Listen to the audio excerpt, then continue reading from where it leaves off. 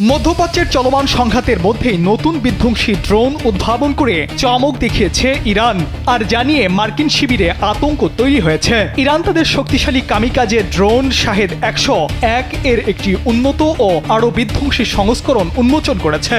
আধুনিক যুদ্ধে ড্রোনের গুরুত্ব যে অপরিসীম তা আবারও প্রমাণ করল দেশটি। কম খরচে দীর্ঘ পাল্লার আক্রমণ চালাতে এবং শত্রুপক্ষের প্রতিরক্ষা ব্যবস্থাকে পর্যদস্ত করতে এই ড্রোন কার্যকর ভূমিকা রাখবে বলে ধারণা করা হচ্ছে।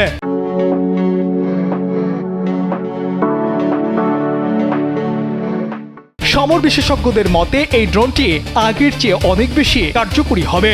বর্তমানের অত্যাধুনিক আকাশ প্রতিরক্ষা ব্যবস্থাগুলোকেও ধোঁকা দিতে সক্ষম এই নতুন সংস্কারকৃত ড্রোনটি। নতুন এই শাহেদ 101 ড্রোনের সবচেয়ে উল্লেখযোগ্য পরিবর্তন লক্ষ্য করা গেছে এর প্রোপেলার বা পাখার অবস্থান।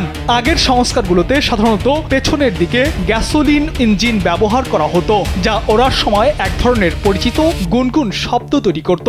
কিন্তু নতুন সংস্করণে প্রোপেলারটি সামনের দিকে স্থাপন করা হয়েছে।